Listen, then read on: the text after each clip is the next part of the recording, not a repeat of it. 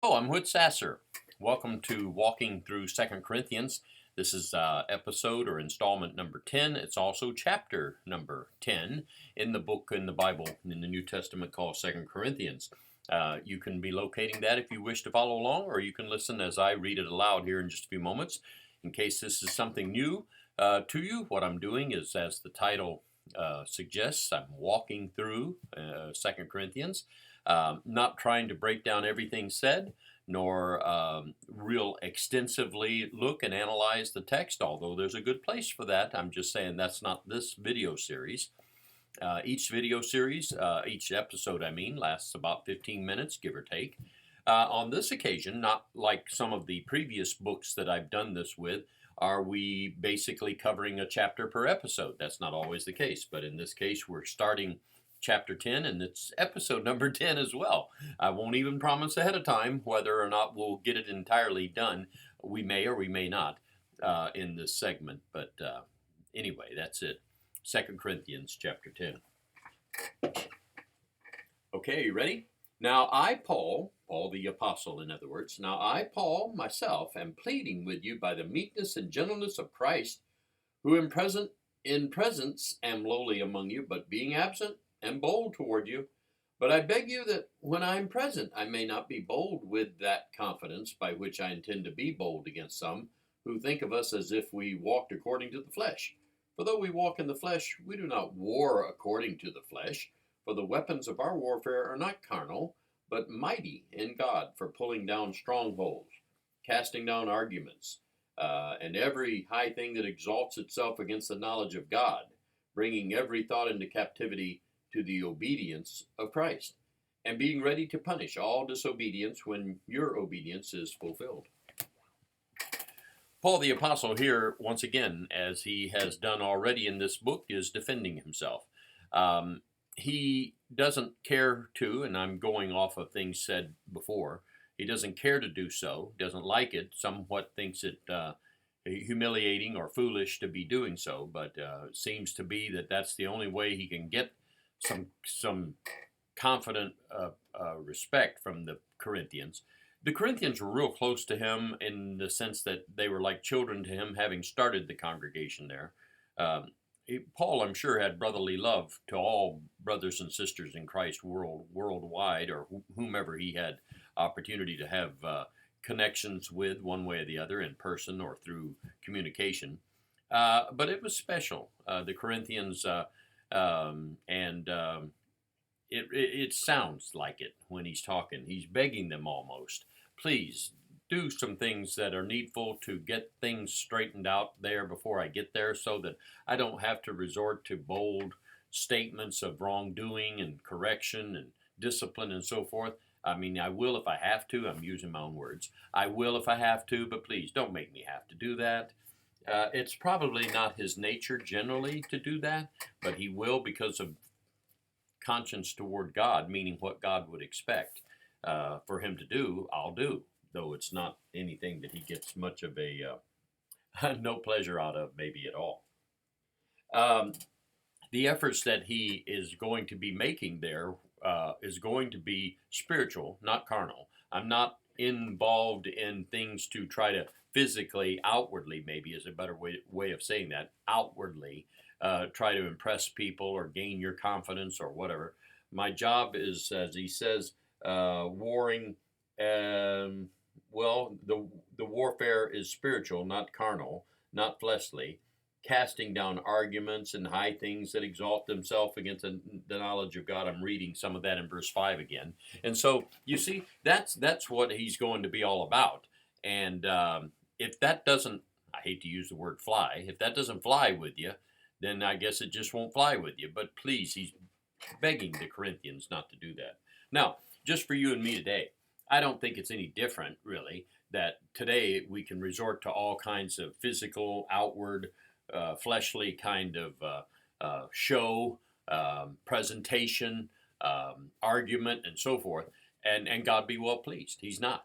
Any more than he would have been pleased with Paul, I don't think he'd be pleased with us either.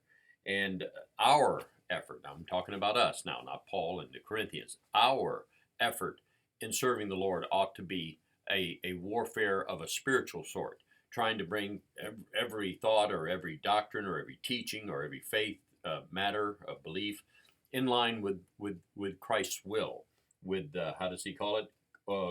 Captivity to the obedience of Christ, and that's what it's all about. And and I'm speaking of myself, if I suffer outwardly as a result of that, well, so be it. I don't like that. I don't care for that. I would hope it wouldn't come to that. But my conscience toward God calls upon me to be more of the other than that. Okay, I guess reading on, I said a few things there about what he said, and now I'll keep going. Verse 7. Do you look at things according to an outer appearance? See, I was just talking about that a moment ago. So I hope you see that this seems to be some of what he's thinking about. Verse 7 again. Do you look at things according to the outward appearance? If anyone is convinced in himself that he's Christ, let him again consider this in himself, that just as he is Christ, even so we are Christ. For even if I should boast somewhat more about our authority, which the Lord gave us, for edification, not for your destruction, I shall not be ashamed, lest I seem to terrify you by letters. For his letters, they say, are weighty and powerful, but his bodily presence is weak, and his speech contemptible.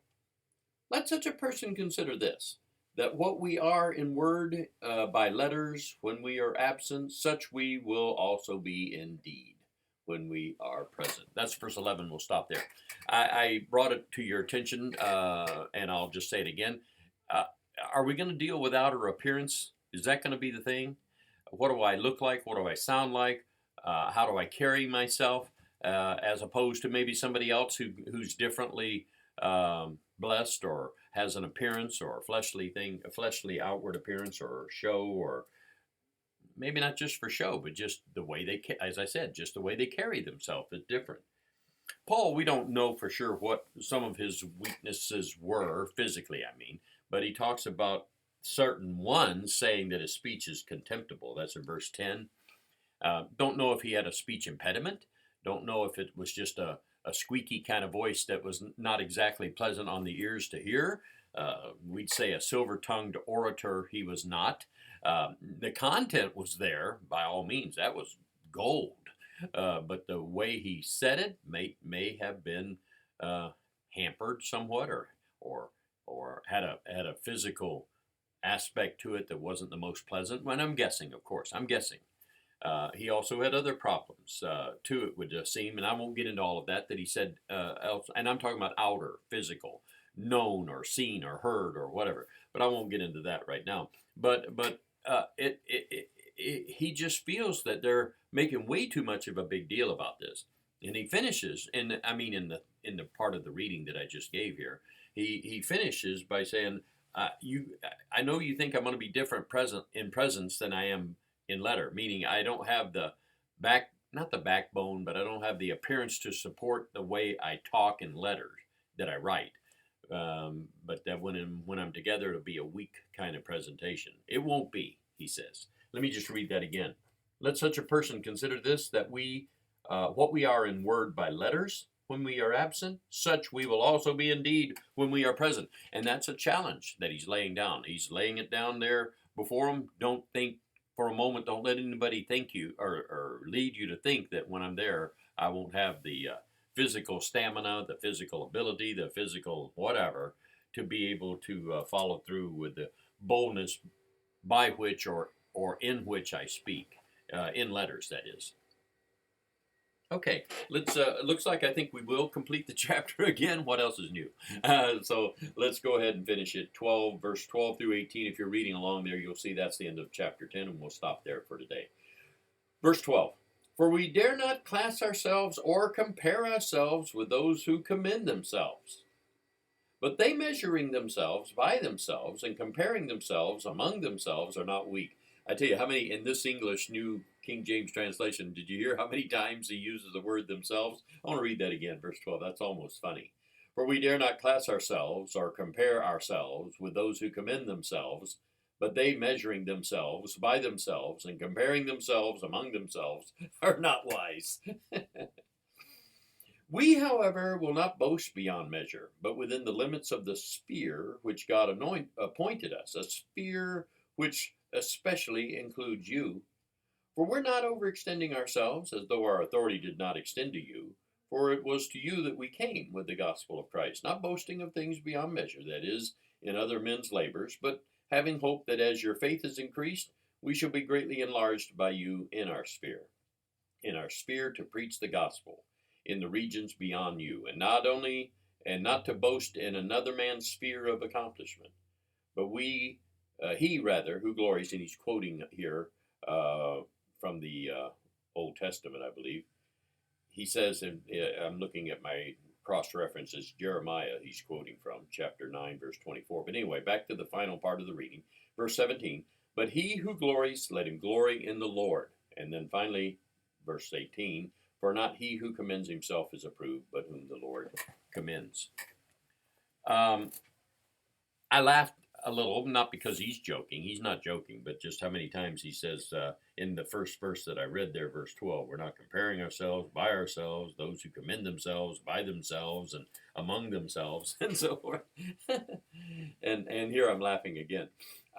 He's not being funny at all. In fact, he concludes the chapter. I mean, I don't mean concludes his book or letter, but he concludes the last thing in our reading there with this idea. It's not we or he who can commend himself who's approved, and it's the one the Lord approves. And so he elsewhere talks about it's a small thing that I'm judged by you. I don't even spend a lot of time measuring how I judge myself. It's the Lord who has to judge and approve of me and so forth. So he says about the same thing elsewhere. But notice here, as I begin to conclude this particular installment, let me say this, that he wanted to remind them, I brought the gospel to you. In so many words, he was not trying to overextend himself. And it's like, why do you feel like you have to be involved in our affairs? That would be maybe what some of the Corinthians might be thinking. Who made you boss? Who made you have to lord over us how we ought to behave and be? And it's not that. He has the authority of Christ as an apostle to be as he is to all the churches and brethren and so forth. But he could also add, Paul could, I have a charter membership. I'm making up that term. Meaning he was in on the ground floor at the start. And you can read about that in the book of Acts, how the church in Corinth got begun with the efforts that he made. And so there was a special bond or connection there as a result of that. He wasn't trying to stick his nose in where it wasn't wanted. Oh, yeah, there may be some people there that don't want it, but it's not a matter of him overextending his authority, stepping out of bounds. He used the word sphere. I have a sphere of influence, a sphere of responsibility. I plan to even go beyond you. It's not like just to Corinth only, or that's the extent of it. He's planning to go elsewhere. In the book of Romans, he talks about I plan to go to Rome. I plan to go after Rome to Spain and so forth. How many of those places he actually ended up going to, I don't know. But I know one thing: he wasn't just sticking his nose into Corinthian affairs out of line. That was not the case at all. And he even says in verse 16, I'm glancing there to remind myself of what he said. In verse 16, he himself generally has not been about building on other people's starting points. Planting. They planted, he watered. Well, I'm sure Paul did some of that maybe. But as a general rule, his job, well, yeah, his God-given job, but his desire was to not work on what somebody else had planted. And in going to Corinth, coming to Corinth again, writing to Corinth now, he wasn't trying to step on top of somebody else's beginnings or work that they had started, as if he was sticking his apostleship nose into someone else's affairs that weren't rightly his. No, he had been on the ground floor, as we say. He was a charter member. I made that expression of the congregation there in Corinth. Okay, let me just finish with this one thing. I'm checking the clock here. And time is about gone anyway, but let me just finish briefly with this statement that I think I've already touched on, that he ends in, well, at least he ends in that chapter there that we were just reading. He continues on talking next episode, you'll see. But he says it's not a matter of commending yourself. It's being commended of the Lord. That is always going to be the case. People will be fickle. People will be partial. people will be liking or not liking. It's not a matter of who all pats you on the back and says, you're great, we love you, you're welcome. It's a matter of, does the Lord approve of that which you're doing and commend of what you're doing? And that's a good principle of application to anybody, not just an apostle. All right, we'll stop there. Thank you.